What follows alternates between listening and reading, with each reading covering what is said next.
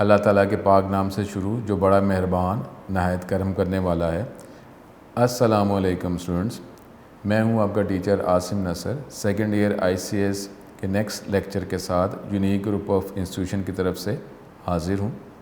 Student, आपको पता है कि चैप्टर 9 जो है वो हमारा शुरू हो चुका हुआ है, एलिमेंट्स ऑफ सी, और उसके टॉपिक जो है वो हम कवर कर रहे हैं।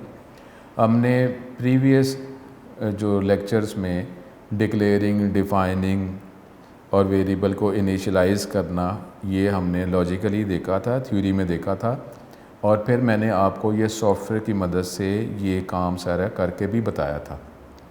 तो अब जो है 2-3 लेक्चर जो हैं ये अब थ्योरी के हम कवर करेंगे, और फिर ये टॉपिक्स के बाद फिर दोबारा मैं सॉफ्टवेयर को यूज़ करके आपको बताऊंगा। ठीक है, तो अब ये टॉपिक जो है ये हमारा ये चैप्टर 9 में अब ये कांस्टेंट का टॉपिक है। कांस्टेंट का टॉपिक, फिर डाटा टाइप का टॉपिक, ये हमारा चलेगा। कुछ बातें करने के बाद जो है, कुछ टॉपिक्स करने के बाद आपको इस सॉफ्टवेयर में अप्लाई करके बताऊंगा। तो अल्लाह ताला हम पे करम करे, 5 वक्त की नमाज़ अदा करें, कुरान पाक पढ़ें, तर्जुमा पढ़ें, और अल्लाह ताला के बताए हुए कानून के तहत जो है ज़िंदगी गुजारें। तौबा इस्तग़फ़ार करें, तौबा करें, दरूद पढ़ें और दुआ करें कि पूरी दुनिया से ये वबा सारे इंसानों, सारे जानदारों से ख़त्म करे। अल्लाह ताला में हिदायत अता करे, ईमान अता करे, इस्तकामत अता करे, और ईमान पे ही हमारा ख़ात्मा हो। आपसे प्रॉपर लेक्चर जो है अब हम स्टार्ट करते हैं। स्टूडेंट, ये लेक्चर जो है ये ICS second year computer science chapter 9 और एलिमेंट्स ऑफ सी जो है ये चैप्टर का नाम है। आपकी तरफ से जो मेजर आ रहे हैं वो लिंक्स की बात की जा रही बार बार, और जो लिंक्स जो है मैंने स्टूडेंट्स को रिप्लाई भी कर रहा हूँ, आपके जो रिमार्क्स हैं उस पर मैंने रिप्लाई भी किया है, और जो है लेक्चर्स का कहा वो तो आपको ये स्टेप्स दोबारा प्रीवियस सेशन में हमने ये स्टेप्स ऑफ एग्जीक्यूशन, डिबगिंग दोबारा रिपीट किया। अब हम जो ये लिंक जो है आपको ये कहा कि लिंक्स भी अब मैं प्रोवाइड कर देता हूँ। स्टार्ट में ये देखें, ये लिंक्स फिर दोबारा है, आप देख सकते हैं, इसको डाउनलोड करें, अप्लाई करें। टॉपिक जो है वो हमने स्टार्ट करना है। अब 1-2 टॉपिक जो हैं थ्योरी हम देखेंगे, उसके बाद फिर हम सॉफ्टवेयर की मदद से इसको अप्लाई करते रहेंगे। तो आप अटैच होते रहें, जल्दी अटैच हों, साथ साथ अटैच हों, और ये अब वर्किंग करते हुए जो प्रॉब्लम्स हैं वो आप शेयर करें। नॉर्मली आप अंडरस्टैंडिंग जो है वो आप अपनी ज़रा बढ़ाएँ। ठीक है, अब कांस्टेंट जो है, कांस्टेंट आपको वैसे ही पता है कि कांस्टेंट जो है वेरिएबल की तरह ही होता है, लेकिन उसमें वैल्यू आप जो रखवा देते हैं ना, बस वैल्यू वही रहती है, आप इसको चेंज नहीं कर सकते। ठीक है, ये आपको पता है।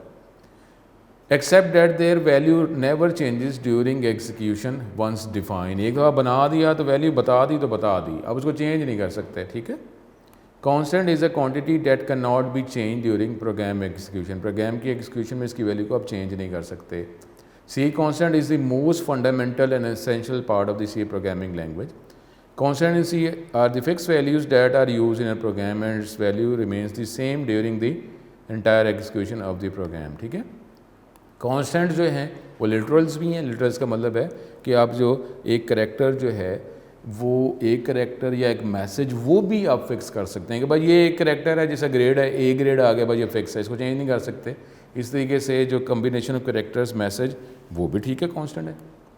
It can any of the type. ठीक है, it is considered best practice to define constants using only upper case names. ठीक है, यही हम बात कर रहे हैं ना कि पूरी दुनिया में जब सॉफ्टवेयर हाउसेस में सॉफ्टवेयर डेवलपर्स डेवलपमेंट कर रहे होते हैं तो नॉर्मली अगर कोई नाम कैपिटल में आया था तो वो पहले पता चलता कि नाम कैपिटल में है, इसका मतलब ये कॉन्स्टेंट ही है। ठीक है, तो इस तरीके से डिटेक्ट करना कि अभी कॉन्स्टेंट है ना, सारों के सी लैंग्वेज में स्मॉल केस यूज़ करना होता है ना, तो अगर हम स्मॉल केस यूज़ कर रहे हैं, वही वेरिएबल का नाम है, वही कांस्टेंट का नाम है, तो कैसे पता चले कि ये, तो इसलिए डिफ्रेंशिएट करने के लिए जो अगर हम अपर लेटर्स में नाम रखते हैं तो वो अंडरस्टूड हो जाता है कि ये हमारे पास कांस्टेंट ही है। ठीक है, तो इसलिए वेरिएबल का नाम फिर अपर केस में नहीं रखा जाता क्योंकि कांस्टेंट ही होता है। ये एक कन्वेंशन है नॉर्मली, ये एनवायरनमेंट एरर नहीं देता, लेकिन यही हैबिट है, यही इसी को फॉलो ही किया जाता है, एक किस्म का ये रूल ही बना हुआ है। ठीक है, अब हमारे पास डिफरेंट टाइप्स ऑफ कांस्टेंट जो हैं वो कौन कौन से हैं?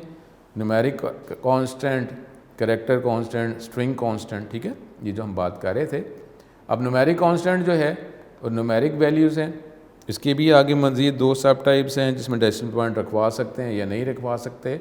Numeric constant consist of numbers can be further divided into 2 types. एक हमारे पास है इंटीजर कांस्टेंट, न्यूमेरिक वैल्यूज़ है लेकिन उसमें फ्रैक्शन पार्ट डेसिमल पॉइंट नहीं है। Integer constants are numeric values without fraction और decimal point. Integer constants represent values that are counted. अब इसमें हमारे पास जो है, अब इसके अंदर न्यूमेरिक कांस्टेंट के जो मज़ीद जो करैक्टरिस्टिक्स हैं जो आपको फॉलो करना पड़ता है। Integer constant must have at least 1 digit, ठीक है, 1 डिजिट होगा उसके अंदर। It must have a decimal point, कम अज़ कम 1 डिजिट तो ज़रूर होगा ही होगा। अगर आप 0.5 करते हैं तो उसमें 0 भी तो 1 डिजिट आ रहा है डॉट से पहले। It must not have a decimal point, 1 digit लाजमी होना है, डेसिमल पॉइंट इसमें नहीं होगा, यानी क्योंकि न्यूमेरिक कांस्टेंट है ना, इंटीजर कांस्टेंट है, और इंटीजर कांस्टेंट में डॉट के बाद कोई वैल्यू, डॉट या डॉट के बाद वैल्यू नहीं होगी। अब ये पॉजिटिव भी हो सकता है, नेगेटिव भी हो सकता है, कम से कम 1 डिजिट है, डॉट नहीं होगा, डेसिमल पॉइंट, रियल वैल्यूज़ नहीं होगी, पॉजिटिव भी है, नेगेटिव भी है। कोई कॉमा ब्लैंक जो है वो अलाउ नहीं है इंटीजर कांस्टेंट में। फिर अगर कोई साइन आप कांस्टेंट से पहले अगर नहीं लगाते, उसका मतलब क्या होता है, पॉजिटिव है, ठीक है। अगर 5 लिखा है तो 5 से पहले प्लस का साइन जो है लिखना ज़रूरी नहीं है, ऑटोमेटिक अंडरस्टूड है कि ये प्लस पॉजिटिव ही है, तो प्लस लिखें या ना लिखें इसका मतलब पॉजिटिव ही होता है। अब इसमें जो INT की जब हम बात कर रहे हैं तो ये आगे हमारा टॉपिक डाटा टाइप का होगा, डिटेल टॉपिक होगा। तो उसके अंदर अब ये जो इसके अंदर जो रेंज है वो रेंज हमारे पास फिक्स है। ये रेंज है -3 to 768 नेगेटिव से पॉजिटिव 3 to 767 तक ही इसकी वैल्यू होगी। यानी जो आप C लैंग्वेज के अकॉर्डिंगली INT इंटीजर की अगर आप बात कर रहे हैं, स्पेसिफिकली एग्जैक्टली डाटा टाइप के टॉपिक में डिटेल में डिस्कस हो जाएगा, तो इसकी एक रेंज भी है कि लाजमी इसी रेंज के अंदर अंदर ही वैल्यू होगी, -3 to 768 से +3 to 767।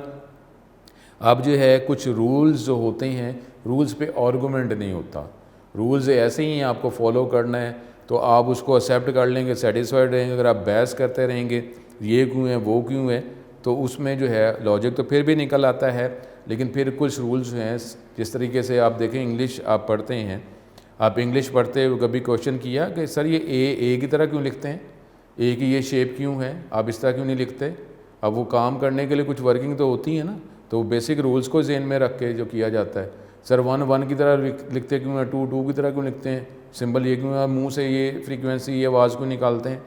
तो ये जो है ज़ाहिर है ये वर्किंग करने के लिए कुछ रूल्स बने हुए हैं, बोलने के लिए लिखने के लिए, तो उसको फॉलो करना है। तो इसलिए जो है दोबारा फिर हम पिछले लेवल पे चले जाएं, फिर हम दोबारा रूल्स सोचें बनाएं, हर एक को पता चले। इसलिए जो भी इंजीनियर्स होते हैं उस लेवल के एक्सपर्ट्स होते हैं, उन्होंने वर्किंग के साथ ही रूल्स बनाए होते हैं और फिर आगे उसको यूज़ किया जाता रहता है, ठीक है। अब हमारे पास some example of integer constant क्या है, ये देखें 97, 567, -155, -45, ये सारे इंटीजर कांस्टेंट की एग्जांपल्स। फ्लोटिंग पॉइंट जो है कि ये भी हमारे पास इंटीजर कांस्टेंट ही है, उसकी सब टाइप में फ्लोटिंग पॉइंट आप न्यूमेरिक वैल्यू लिखेंगे, लेकिन उसमें आप डेसिमल पॉइंट भी फ्रैक्शन भी बता सकते हैं। तो ये है हमारे पास इंटीजर कांस्टेंट के अंदर फ्लोटिंग पॉइंट कांस्टेंट, इसकी सब टाइप, ठीक है। न्यूमेरिक कांस्टेंट में हमारे पास इंटीजर कांस्टेंट और फिर ये floating point constant. Floating point constants are numeric values with fraction और decimal point. Floating point constant represent values that are measured. It contains following characteristic. इसके क्या हैं, इसमें भी कम से कम 1 डिजिट होगा, फिर इसमें डेसिमल पॉइंट भी होगा, उसके बाद इसमें भी पॉजिटिव या नेगेटिव वैल्यू हो सकती है। अगर वही बात है कि अगर कोई आप इंटीजर इससे पहले अगर कोई साइन प्लेस नहीं करेंगे, प्लस माइनस की बात की जा रही है, तो उसका मतलब कोई भी साइन नहीं लगाया तो उसका मतलब है ये पॉजिटिव वैल्यू ही है। उसके बाद कॉमास और ब्लैंक जो हैं इसमें इस्तेमाल आप नहीं कर सकते। फिर इसकी एग्जांपल्स कुछ एग्जांपल जो इसकी हैं वो है जी 45.65, 11.43, -17.69, ठीक है। ये हमारे पास इसकी ये जो एग्जांपल्स हैं।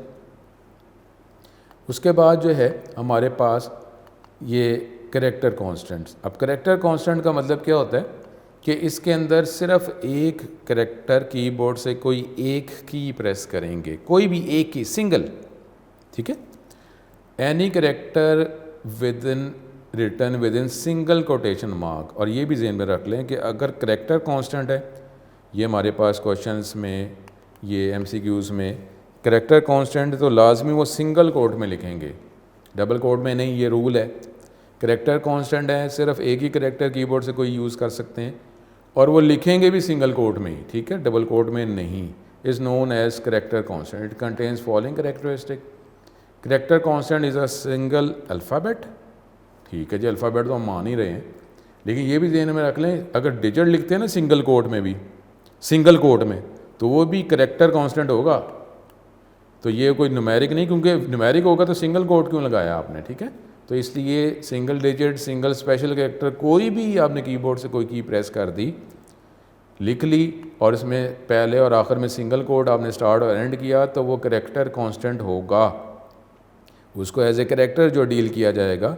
अगर आप प्लस माइनस की कमांड देते हैं तो वो, क्योंकि ये करेक्टर कांस्टेंट है तो वो उसकी डिजिट नहीं है, न्यूमेरिक डिजिट नहीं है, तो उसके एस की वैल्यूज़ को ऐड कर दिया जाएगा। यानी 5 + 6 अगर आप करते हैं तो 5 आपने सिंगल कोट में लिखा है, 6 भी सिंगल कोट में एंड स्टार्ट और एंड किया है, तो 5 और 6 से 11 आंसर नहीं आएगा, बल्कि एस की कोड, 5 का एस की कोड और 6 के एस की कोड को ऐड करके आंसर दिया जाएगा। तो इस बात को ज़हन में आप रखेंगे। अब मैक्सिमम इसकी लेंथ क्या होगी, एक ही होगी बस, दो नहीं हो सकते। यानी सिंगल कोट में आप दो करेक्टर, सपोज़ ए और बी सिंगल कोट के स्टार्ट एंड में ये नहीं लिख सकते, सिर्फ एक सिंगल करेक्टर 1 ही इसकी मिनिमम और मैक्सिमम लेंथ होगी। स्ट्रिंग कॉन्स्टेंट्स जो हैं अगर आप उसकी बात करते हैं तो वो डबल कोट्स में लिखे जाते हैं, करेक्टर कांस्टेंट सिंगल कोट में, ठीक है। अब वो देखें हेलो वर्ड जो था, हमने जो मैसेज लिखा, हेलो वर्ड में एक ज़्यादा करेक्टर्स हैं ना, तो किस में लिखे थे, डबल कोट्स में, स्ट्रिंग, ठीक है। तो ये ज़हन में आप रखेंगे। अब इसकी एग्जांपल्स, कुछ एग्जांपल्स अब ये देख लें, इस पर तवज्जो करें। और मैं ये बार बार इसकी डायरेक्शन की बात करता हूँ तो ये एरर नहीं है इसमें। अगर सिंगल कोड अगर आप टाइपिंग करते हैं, ये डबल वर्ड के वाले से सिंगल कोड की डायरेक्शन इधर इधर है, लेकिन जो हमारे पास ये जो सॉफ्टवेयर यूज़ करते हैं उसमें डायरेक्शन इसकी ये स्टार्ट वाली ही होती है, ठीक है। तो ये एरर नहीं है, ये इसको कोई एरर नहीं है कि ये करेंगे कि जी आपने ये लिखना है, ठीक है, वो एक्स्ट्रा है। अदरवाइज़ ये सिंगल कोड की डायरेक्शन जो है एक ही साइड पे होती है जब हम सॉफ्टवेयर यूज़ करते हैं। नॉर्मल टाइपिंग के अंदर इसकी डायरेक्शन इस तरह आ जाती है, लेकिन ये सिंगल कोड की डायरेक्शन एक ही साइड पे होती है, ठीक है। तो ये अगर सी लैंग्वेज का वर्जन आप सॉफ्टवेयर यूज़ करते हैं तो बस मेन ये है कि सिंगल कोड में सिर्फ डी लिखा हुआ है, सिंगल कोड में वाई लिखा है, सिंगल कोड में एफ लिखा है, सिंगल कोड में इक्वल लिखा है, डॉलर लिखा है, तो ये हमारे पास करेक्टर कांस्टेंट है। 5 भी अगर लिख देते हैं सिंगल कोड में, वो भी करेक्टर कांस्टेंट ही है, ठीक है। स्ट्रिंग कांस्टेंट्स क्या हैं, जो एक से ज़्यादा करेक्टर्स का कम्बिनेशन जो है उसको स्ट्रिंग कांस्टेंट कहा जाता है। और स्ट्रिंग कांस्टेंट जो है ना, ये लाजमी आप डबल कोट्स में लिखेंगे, ठीक है। Collection of characters written in double quotation mark is called string और स्ट्रिंग कांस्टेंट। कुछ भी हो सकता है, डबल कोट्स में लिख रहे हैं, इसमें हमने कोई न्यूमेरिकल कैलकुलेशन तो लॉजिकली हम कर ही नहीं ना रहे। इट में consist of any alphabetic characters, digit, special symbols, कुछ भी हो जाएं, बस लिखे आपने डबल कोट में है, ठीक है। ये इसमें करेक्टर कांस्टेंट और स्ट्रिंग कांस्टेंट के हवाले से ये चीज़ आपने माइंड में रखनी है। इसकी एग्जांपल कोई जिस तरीके से ये यूनिक डबल कोट्स में लिखा है, फिर वो डायरेक्शन की बात है।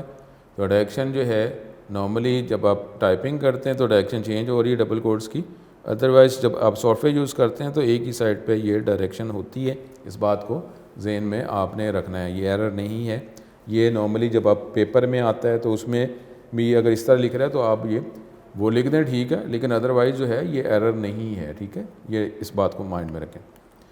बात ये है कि डबल कोट्स में आपने एक ज़्यादा करेक्टर्स लिखे यूनिक, ये स्ट्रिंग कांस्टेंट की एग्जांपल है 456। अब लिखा तो ये, लेकिन लिखा तो डबल कोट में है ना, वैसे आपने न्यूमेरिक लिखते तो डबल कोट क्यों लगाते, ठीक है। तो इसलिए 456 जो है स्ट्रिंग है। उसके बाद जो कोई एड्रेस आपने लिख दिया है, कोई भी एड्रेस हो सकता है, लिखा डबल कोट्स में, देखें इसमें न्यूमेरिक वैल्यू भी है, करेक्टर्स भी हैं, ये स्पेशल कॉमा भी आपने लगा दिया है, लिखा डबल कोट में है, तो ये इसमें कोई प्लस माइनस नहीं हो रहा लॉजिकली। उसके बाद अब ये वेरिएबल और कांस्टेंट का कुछ ज़रा सा डिफरेंस जो है वो क्या है, वो इसमें ये है the purpose of variable and constant is very different. इसका मकसद, द मेन डिफरेंस क्या है, डेफिनेशन में, डेफिनेशन के हवाले से में क्या फ़र्क है वेरिएबल और कांस्टेंट में। It is a name memory location, ये क्या है मेमोरी लोकेशन। वेरिएबल क्या है, वेरिएबल कहाँ बनता है हमारे पास मेमोरी में, तो उस ख़ास मेमोरी लोकेशन का नाम जो है उसको वेरिएबल कहते हैं। और ये क्या कहते हैं, it is a named value. Value जो आपने बताई है, वैल्यू क्या बताई 6, ये एक नेम्ड वैल्यू है, ठीक है। अब वो वैल्यू जो बनी कहाँ पे है, ठीक है, वो वेरिएबल के हिसाब से करेंगे। कांस्टेंट जो है नेम्ड वैल्यू। फिर use, its value can change while a program is running, जब प्रोग्राम चल रहा है तो इसकी वैल्यू आप चेंज कर सकते हैं। लेकिन यहाँ पे क्या है, its value always remain same while a program is running, program जब चल रहा है तो उसकी वैल्यू आप यूज़ कर सकते हैं, चेंज नहीं कर सकते। तो हमने जो नंबर साइन डिफाइन से किया था वो क्या था, कांस्टेंट और कांस्टेंट मैक्रो, वो भी तो इसी की कांस्टेंट की एग्जांपल थी ना। वो बनाने के लिए हमने नंबर साइन डिफाइन यूज़ किया था। पाई की वैल्यू जो रखी थी वो कांस्टेंट थी, आप उसको यूज़ कर सकते थे लेकिन आप उसको चेंज नहीं कर सकते। अब जो मेन डिफरेंस जो है वो क्या है जी, the main difference between constant and variable in C programming is that a constant is similar to a variable, उस तरह ही है, लेकिन it can not be modified by the program once it is defined. जब वो बना लिया तो उसकी वैल्यू चेंज नहीं कर सकते। While a variable is a memory location that holds data, और उसको आप चेंज भी कर सकते हैं। अब ये यहाँ पे सी जो है ये प्रोग्रामिंग लैंग्वेज है किसी ने, it has various programming structures, मुख्तलिफ इसके अंदर स्टेटमेंट्स हैं, स्ट्रक्चर्स हैं, ये हम पढ़ते रहेंगे, loops, functions, pointers. Defining constant and variable are initial step. Start में पहले हम इस तरफ चलते हैं ना, स्टेप बाय स्टेप ही हम प्रोग्रामिंग हमारी पढ़ रही है ना। तो इसमें हमने जो है बेसिक स्ट्रक्चर देखा, स्टेप्स देखे, आइडेंटिफायर देखा, अब हम कांस्टेंट वेरिएबल्स की तरफ जा रहे हैं। फिर आगे जो हमारा टॉपिक बढ़ता जाएगा, कुछ ये चैप्टर का नाम क्या है, एलिमेंट्स ऑफ सी, ये बेसिक बातें करके फिर हम इन स्ट्रक्चर्स की तरफ चलेंगे। लेकिन इनिशियल स्टेप्स हैं कांस्टेंट वेरिएबल बनाना, constant refers to a fix value and can not be change after defining. On the other hand variable नाम है मेमोरी लोकेशन का, इसको आप चेंज भी कर सकते हैं। Programmer can assign a value to a variable and use that variable throughout the program. Value आप इसमें रख सकते हैं, उसको आप चेंज कर सकते हैं, यूज़ कर सकते हैं। जब each variable has a specific data type, अब जो वेरिएबल है उसकी टाइप होती है, ठीक है, कि किस किस्म का डाटा स्टोर कराना है तो किस टाइप का वेरिएबल बनाना है। फिर आगे भी हमने इस लेक्चर में अब शुरू कर दिया है कि जी रेंज भी होती है कि किस किस्म का डाटा रखवाना है और किस रेंज में डाटा आप रखवा सकते हैं। ये भी रूल है, ये भी लॉजिकली आपको देखना होता है। तो ये जो टॉपिक जो हैं ये आगे डिटेल टॉपिक आ रहा है डाटा टाइप का, उसके हवाले से हम देखेंगे। तो ये वेरिएबल और कांस्टेंट का डिफरेंस माइंड में रख लें। तो ये हमारे पास जो है, अब स्टूडेंट जो बात कर रहे थे और मैंने आपको बताया भी था कि ये चैप्टर 8, पहले चैप्टर 8 में से लॉन्ग क्वेश्चन आता था। अब मिलकर 8 और 9, मतलब ये नहीं है कि एक कोई इसके पार्ट्स हैं, इसमें parts a b part long question के नहीं होते। ये नहीं कि जी एक पार्ट 8 में से आता है, एक 9 में से, ऐसा नहीं है। कोई पार्ट्स इसमें नहीं होते। कंप्यूटर साइंस के पेपर्स में लॉन्ग क्वेश्चंस में पार्ट्स नहीं होते। तो उसमें क्वेश्चन जो है या तो चैप्टर 8 में से आता है या चैप्टर 9 में से आता है, ठीक है। और ये आपको बताया था कि जी हमारे पास रूल्स फॉर नेमिंग वेरिएबल जो है ये हमारे पास ये क्वेश्चन आया हुआ है ये प्रीवियस ईयर में। और आप जो है, आप जो स्टूडेंट्स, आपको पता है जो आप सेकेंड ईयर में चले गए हुए हैं, आपका 20 में ये कोई फर्स्ट ईयर का पेपर नहीं हुआ। तो अब नहीं हुआ तो सेकेंड ईयर वालों का भी पेपर नहीं हुआ। इसका मतलब है कि अब प्रीवियस ईयर की आपने पेपर अल्लाह के करम से 21 में देना है, तो उसमें 21 का प्रीवियस ईयर पेपर का 20 नहीं है, 19, 20 में तो पेपर ही नहीं ना हुए। तो इस हवाले से ये जो है 19 में ये क्वेश्चन आया, 20 की हम बात नहीं करेंगे। आप जब 21 में पेपर देंगे तो प्रीवियस 5 ईयर्स नहीं, टेक्निकली हम प्रीवियस 6 ईयर्स की बात करेंगे। बनेंगे 5 साल ही, क्योंकि 1 साल तो पेपर ही नहीं हुए। तो पिछले 6 सालों के पेपर्स हमने देखने होंगे, डिस्कस। और ये इंशाल्लाह ताला आप ये तैयारी करते रहें। और ये जो आपका टेस्ट जो अब होना है ये चैप्टर नंबर 8 से आपका होगा और उसमें जो आपको ये लेक्चर्स दिए गए हैं उस लेक्चर्स पे आपको टॉपिक बताया जाएगा, तो उसी में से आप उसको देखें, क्योंकि MCQs हैं तो आप डीपली वो जो टॉपिक्स आपको बताए गए हैं उस पर तवज्जो करें, तो आगे जो टेस्ट आएगा उस टाइम इंशाल्लाह ताला नोट्स आ चुके होंगे। लेकिन मेहनत तो करनी ना, अब इतना ना आप मेहनत करें, इसमें देखें, ऐसा कोई इतने डिफ़िकल्ट क्वेश्चंस नहीं होंगे, परेशान ना हो, डिफ़िकल्ट क्वेश्चंस नहीं होंगे, लेकिन आपको जो लेक्चर्स दिए जा रहे हैं उसको डीपली स्टडी करें, उसी में से आपके MCQ का टेस्ट होगा।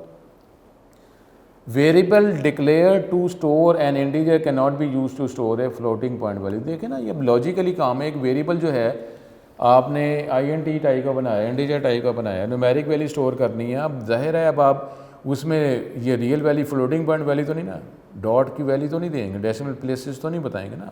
अब जब जो होता है ना, अब पहले होता था कोडिंग की बात है, लेकिन अब कोडिंग अब जो फर्स्ट ईयर में पढ़ा था SDLC, अब उसमें पहले अब डिज़ाइनिंग तो करनी है ना आपने, पहले आप सोचें तो काम क्या करना है। ऐसे नहीं होता कि काम शुरू कर दिया जाता है, अब ऐसे नहीं होता कि प्रोग्रामिंग शुरू कर देते हैं, सॉफ्टवेयर स्टार्ट करें और करना शुरू कर दें, हिट एंड ट्रायल करते रहें, ये लाइन लिखी एरर आ गया, हो ये नहीं हुआ, ये लाइन लिख दो, ये नहीं, ओह ये लिख दो, अच्छा चल गया, चलो चल गया। लेकिन इस तरह नहीं होता, इस तरह प्रोग्रामिंग नहीं होती। आपने लॉजिकली पहले सोचना होता है करना क्या है, फिर आपको उसको पेपर वर्क जो है जो भी स्टूडेंट करेगा उसको फ़ायदा होना, फिर उसको आप देखते हैं कि क्योंकि लॉजिक तो वही रहेगा ना। अगर लॉजिक जो है मेरा वही है, चाहे मैं C लैंग्वेज टूल में इस्तेमाल करूँ उस लॉजिक को, C+ में, जावा, पाइथन, जिसमें मर्जी करूँ, लॉजिक तो मेरा वही रहेगा ना। अब लॉजिक जो है वो मेरा वही है, आगे एनवायरनमेंट के हवाले से कुछ रिस्ट्रिक्शन, उसके रूल्स आ जाएंगे, उस रूल्स को फॉलो करके मैं अपना लॉजिक अप्लाई कर दूंगा।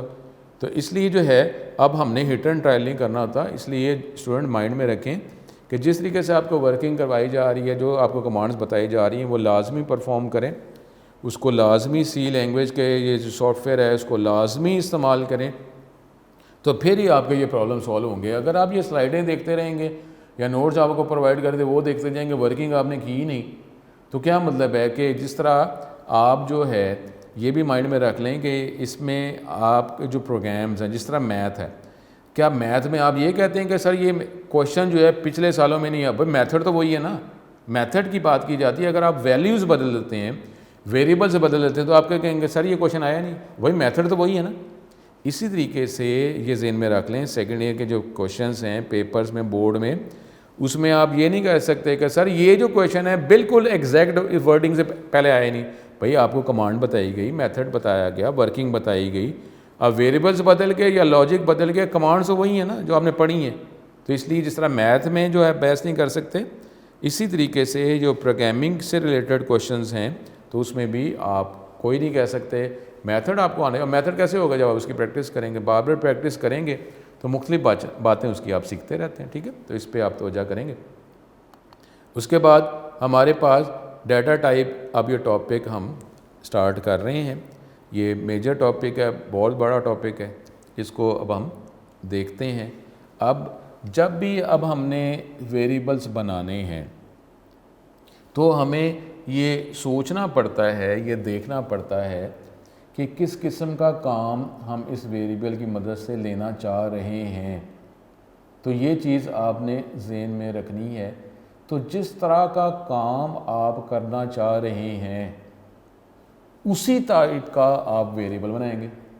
ठीक है, तो ये बहुत इंपॉर्टेंट चीज़ें हैं। ये मैं टॉपिक जो है डिटेल में आपको कर करके बार बार समझाऊंगा कि हमने वेरिएबल बनाना है। अब वेरिएबल बनाना है तो पहले सोचना तो है ना, वेरिएबल में मैंने किस तरह की वैल्यू रखवाना चाहता हूँ, किस तरह की वैल्यू रखवाई जा सकेगी, किस तरह की मेरी डिमांड है करंट, या किस तरह की आगे डिमांड हो सकती है। अब आप जो है ना, जब भी कोई सॉफ्टवेयर चलता है, जब भी कोई एनवायरनमेंट, वो मिनिमम से आगे फिर चलता है। यूज़र क्या होता है? यूज़र किसी भी एनवायरनमेंट के इस्तेमाल करने वाले थोड़े होते हैं, तो एवरेज हो जाते हैं, ज़्यादा हो जाते हैं।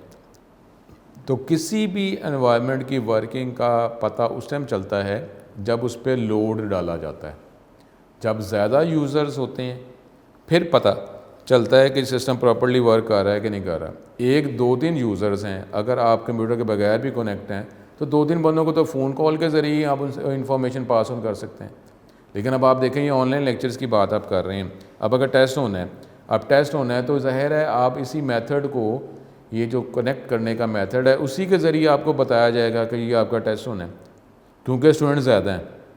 जब स्टूडेंट ज़्यादा हैं तो क्या उनको मेल की जाए, उनको फ़ोन किया जाए तो पॉसिबल नहीं होता, तो फिर सेटअप के ज़रिए उनसे कांटेक्ट किया जाता है, क्योंकि अब ये मेथड बढ़ जाते हैं। तो अब किसी भी सिस्टम का ताकत का अंदाज़ा लोड पर होता है कि जी लोड जब इस पे ज़्यादा आया तो जिस तरीके से वर्किंग इसको कही, क्या वर्किंग वैसी ही होती रही, क्या वही आंसर प्रॉपर्ली को एबनॉर्मल वर्किंग तो नहीं हुई, कि एबनॉर्मल आंसर तो नहीं आए, कोई एरर तो नहीं आ गया, hardware error, software error, load से पता चलता है। अब आप मोबाइल कनेक्शन अगर लेते हैं, ये सिम अगर आप कोई लेते हैं, नई नई कंपनी जब खुलती हैं तो स्टार्ट में क्या होता है कि जी हाँ जी बड़ा अच्छा रिस्पॉन्स आ रहा है, वो शुरू में तो रिस्पॉन्स आना ही आना है, लेकिन जब यूज़र बढ़ते हैं तो फिर पता चलता है कि जो सेटअप जो है वो उस नंबर ऑफ़ यूज़र बढ़ने के साथ साथ जो है वो भी प्रॉपर्ली रिस्पॉन्स सही दे रहा है कि नहीं दे रहा, तो फिर पता चलता है कि जी हमारे पास कॉल ड्रॉप हो रही है, सिग्नल सही नहीं आ रहे। तो इसी तरीके से जब वेरिएबल्स बनाए जाते हैं तो वेरिएबल्स बनाते हुए डेफिनेटली ये सोचा जाता है कि मैं वेरिएबल बनाना है, वेरिएबल का नाम क्या होगा, उसमें वो सारे आ जाएंगे रूल्स फॉर नेमिंग वेरिएबल। फिर हम ये बात करेंगे कि वेरिएबल में किस किस्म का डाटा मैंने रखवाना है, किस किस्म का डाटा जो है मुझे आगे रखवाना पड़ सकता है, और मुझे किस रेंज में, एक रेंज भी तो रखनी है ना। सिर्फ जो है जो भी हार्डवेयर सॉफ्टवेयर है उसकी लिमिट आती है। दुनिया में सिर्फ अल्लाह ताला जो है, अब दुनिया आखिरत जहाँ कहीं भी सिर्फ अल्लाह ही है कि जिसका वो अल्लाह वो स्टार्ट और एंड जो है वो कोई नहीं है, वो कोई जज ही नहीं कर सकता, वही अव्वल वही आखिर। और अव्वल और आखिर का लफ्ज़ भी हमने बनाया हुआ है, ये अव्वल आखिर हमारी डिक्शनरी के वर्ड्स हैं ना, तो अल्लाह ताला तो इससे सारी चीज़ें हैं, जो अल्लाह तो इससे बाला है।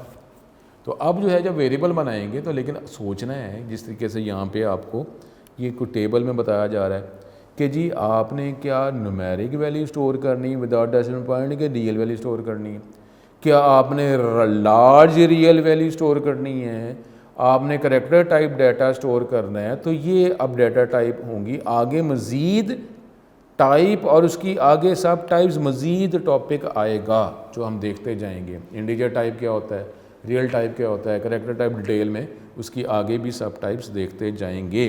तो ये बड़ा डिटेल टॉपिक है, उसके वाले से हमें देखना होता है। इसके स्टार्ट करते हैं। Data type in C programming defines a set of values.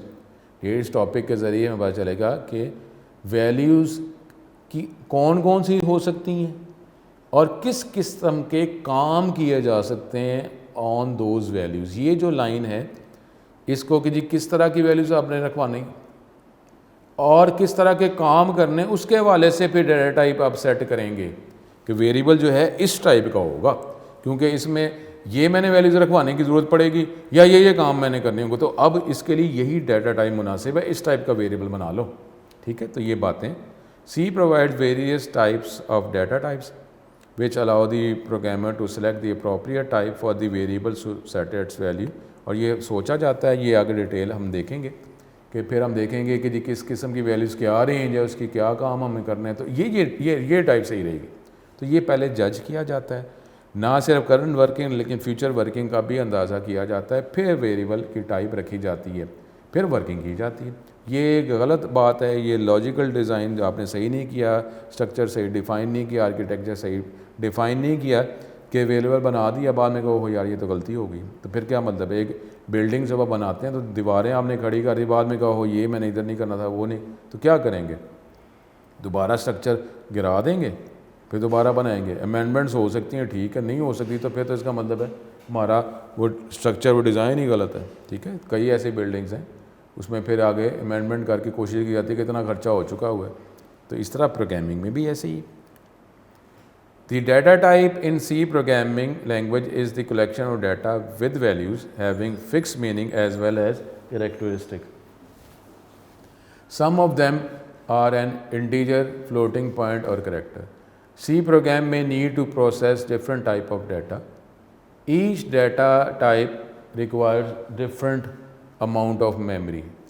अब वो जो हम बात कर रहे हैं कि जब वेरिएबल बनाते हैं तो वो मेमोरी भी एलोकेट की जाती है। तो अब कितनी मेमोरी जो है वो रिक्वायर है, तो बेटर मेमोरी मैनेजमेंट, क्योंकि अब बात आपसे की है कि सिर्फ प्रोग्रामिंग नहीं बल्कि जो है एफिशिएंट प्रोग्रामिंग जो है उसकी बात की जाती है कि अब सिर्फ इसी से गुजारा नहीं होता। सॉफ्टवेयर हाउस में सिर्फ प्रोग्राम बना देना मकसद नहीं है, एफिशिएंट प्रोग्रामिंग है कि हमारे पास रिस्पांस भी फास्ट रहे। ठीक है। Each data type require different amount of memory. C language provides the following data types. हमारे पास जो है INT to store numeric values, ये स्टोर रियल वैल्यूज़। अगर आप ज़्यादा लार्ज वैल्यूज़ आपने रखनी है तो फिर आप ये डबल टाइप करेंगे। फिर करेक्टर जो है करेक्टर टाइप के लिए यूज़ की जाएगी। अब उसमें हमारे पास जो डिफरेंट कैटेगरीज़ हैं जो यूज़ की जाती हैं, major category standard data type, यानी ऐसी डाटा टाइप जो एनवायरनमेंट ने आपको प्रोवाइड की हैं, आप उसी एनवायरनमेंट को यूज़ करते हो। जो डाटा टाइप्स प्रोवाइड की गई हैं उसी डाटा टाइप्स में से आप डाटा टाइप सेलेक्ट कर लें वेरिएबल बनाने के लिए, तो ये हो जाएगा स्टैंडर्ड डाटा टाइप। हमारी इस डिग्री में जो डाटा टाइप्स हमें प्रोवाइड की गई हैं स्टैंडर्ड, उन्हीं को हम यूज़ करेंगे इस डिग्री में। अगली डिग्री में जाकर हम कोई अपनी डाटा टाइप्स बना सकेंगे और फिर उसको यूज़ कर सकेंगे। तो ये सेकंड ईयर में सिर्फ स्टैंडर्ड डाटा टाइप की ही बात की जाएगी। अब ये C language defines some standard data types. Data type that is predefined in the C language इसको स्टैंडर्ड डाटा टाइप कहा जाता है। Some example of standard data type, ये INT, ये वर्ड अब ये एग्जैक्ट वर्ड चल रहा है, INT, float, double, CHAR character, ये स्टैंडर्ड डाटा टाइप्स है। आगे डिटेल में भी हम देख रहे हैं। ठीक है। तो ये उसके बाद हमारे पास यूज़र डिफाइंड डाटा टाइप जो इस डिग्री में शामिल नहीं है। लेकिन सी अलाउ करता है, allow the user developer to define his own data type known as user defined data type. हम बना सकते हैं, उसको यूज़ कर सकते हैं, लेकिन ये हमारी इस डिग्री में शामिल नहीं है। इसको हम नेक्स्ट डिग्री में ही कंटिन्यू करेंगे। तो ये हमारे पास स्टूडेंट ये टॉपिक था जिसमें हमने बात की कि अब डाटा टाइप की हमने कांस्टेंट की बात की।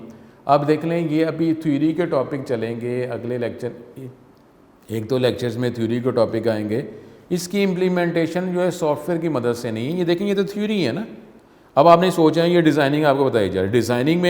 डिज़ाइनिंग में तो आपको मुख्तलिफ लॉजिक्स बताए जा रहे हैं ना। जब उसको इम्प्लीमेंट किया जाएगा फिर हम उसको देखेंगे। तो अब डाटा टाइप का जो टॉपिक जो है ये प्योर एक थ्योरी का टॉपिक है। जब इसको आगे यूटिलाइज़ कर दिया जाएगा, जब मुख्तलिफ एलिमेंट्स जो है आगे मुख्तलिफ ऑपरेटर्स का टॉपिक है, वो जब हम देखेंगे तो फिर उसका यूटिलाइजेशन इसमें डाटा टाइप की आती जाएगी। लेकिन ये जो है अब 2-3 लेक्चर जो हमारे पास ये डाटा टाइप से रिलेटेड होंगे, डिटेल हैं, इस पर आप तवज्जो करेंगे। हमने कांस्टेंट देखा। अब कांस्टेंट जो है वो बनाया कैसे जाता है, वो नंबर्स एंड डिवाइन से हमने कर लिया। ठीक है। तो जितने हमारे अब डिग्री में शामिल है उसको मेथड को यूज़ करके हम कांस्टेंट बनाएंगे, उसको यूटिलाइज़ करेंगे। अब ये डाटा टाइप का है। अब उसमें हमारे इस सेकेंड ईयर में सिर्फ हम स्टैंडर्ड डाटा टाइप की बात ही करेंगे। जो पहले से डाटा टाइप्स बताई गई हैं, जो अवेलेबल हैं, उन्हीं को यूज़ करके हम वेरिएबल बनाएंगे। यूज़र डिफाइंड डाटा टाइप इस डिग्री में शामिल नहीं है। वो अगली डिग्री में आप टाइप बना सकते हैं। वो अगली डिग्री के टॉपिक्स हैं जो हम पढ़ेंगे। तो ये हमारे पास ये आज के टॉपिक्स थे।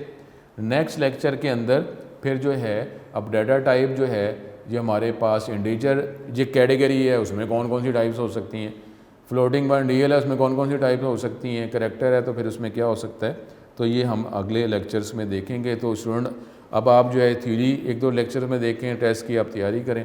इंशाल्लाह ताला अल्लाह करम करेगा, नोट्स आ जाएगा तो और बेटर हो जाएगा। अल्लाह ताला करम करे।